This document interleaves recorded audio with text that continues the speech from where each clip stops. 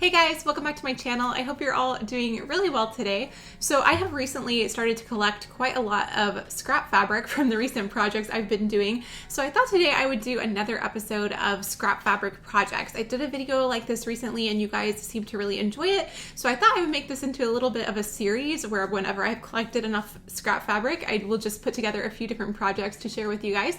So I have 4 today, so I'm gonna go ahead and jump in and show you what I made out of my scraps. So as you can see, my scrap collection has gotten a little bit out of hand, so let's use some of these up. The first thing I decided to make were some new face masks because I need a few more in my collection. So I used a couple scrap fabrics to make these. So let me show you how I did it. I'm starting out with this really pretty floral print from Rifle Paper Company. I made a shirt out of this, and these are the scraps left over.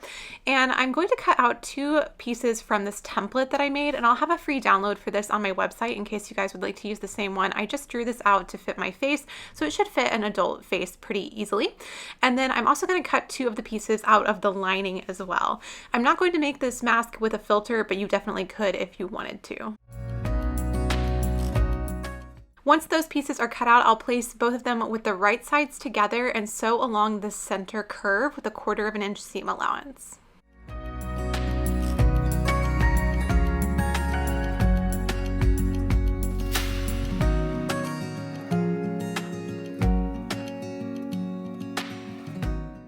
So once those seams are sewn, I'm just going to press the seam flat so that it looks really nice and crisp, and then I can sew the lining to the mask. So I'm going to place the seams with the right sides together and match that up along the top edge as well as the bottom edge, and then I'll stitch with a 1/4 inch seam allowance all across this length, and I'm also pivoting in the center there to give it a really crisp edge.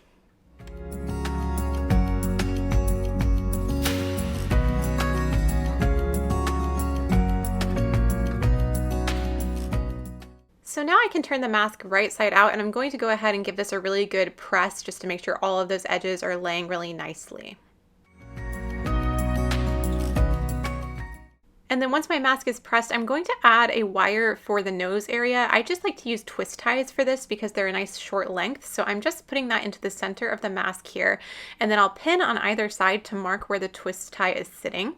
And then I'm going to top stitch all the way across the top and then also going downward right at the edge of the twist tie to hold it in place.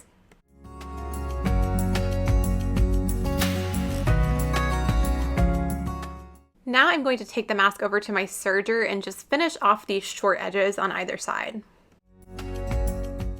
So the last step is to add the elastic to the mask. So I have 2 lengths of 9-inch long elastic here, and I'm going to fold in either edge of the mask and press that down, and folding it in far enough to where it can completely encase the elastic without me having to stitch over the elastic. So that's about 1/2 inch here. And then once I've pressed that down, I'll just place my elastic between the layers here and pin that down. And then I'm going to top stitch on the right side here, making sure that I'm not catching any of the elastic so that I can pull it through and move it around.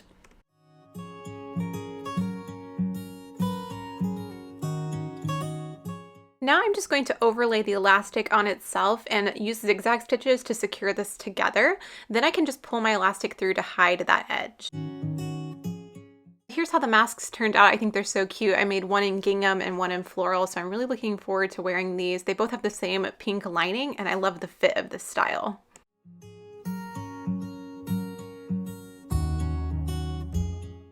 So up next, I'm making a bandana style scarf, and these are so quick and easy to make. You will want a little bit of a bigger piece of fabric for this. So I'm starting by cutting out a 20-inch by 20-inch square out of this pretty polka dotted fabric I had left over from a dress I made.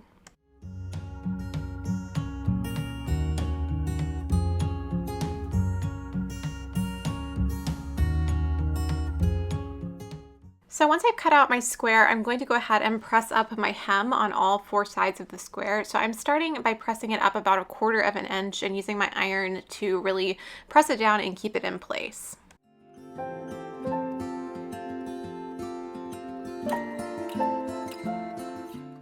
So once I've pressed up all 4 sides, I'm going to just take my scissors and trim off the little bit of the corner that's folded over to the outside, just to reduce the bulk. I'm not clipping anything that's on the outside of the scarf.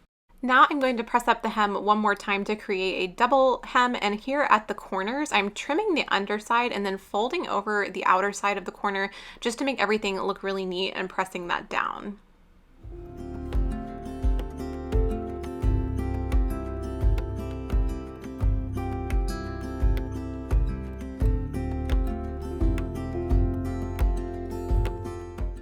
Once everything is pressed down and pinned in place, I'm just going to take this over to my sewing machine and run a hem all the way around all four corners of the square.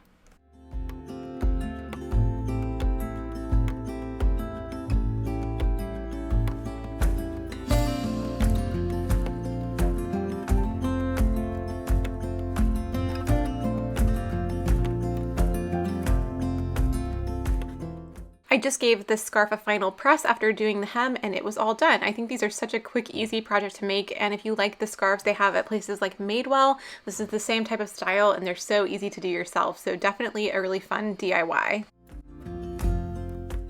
So I tend to lose my glasses all the time and I take them with me every time I drive, so I thought I'd make a little pouch to keep them in. So I'm starting out by cutting out 2 rectangles out of this cotton batting that I had in my scraps, and that'll just keep it really soft on the inside. And then I'm also going to cut out 2 rectangles of a similar size out of some fabric, but this I have made an inch longer so that I can fold it down for a hem. So I'm pressing that hem down and then layering the fabric over the cotton batting, and then I'm just going to top stitch along that top edge. So after I finish top stitching, I'm going to layer these with the right sides together and pin all the way around the 3 edges that will make up the pouch. Then I'm just going to sew all the way around this with a 1/2 inch seam allowance.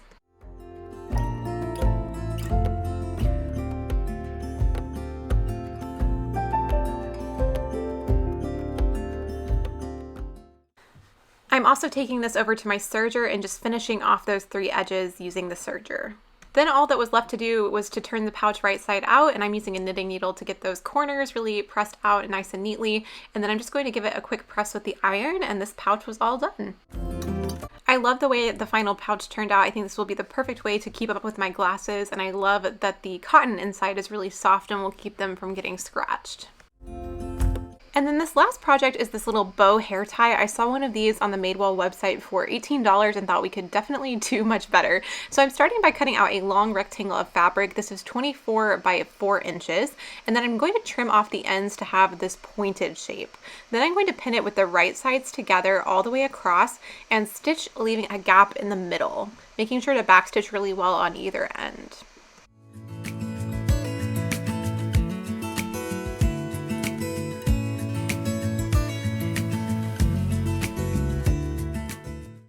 After stitching this down, I'm just going to turn it to the right side, once again using my trusty knitting needle, and then press this flat.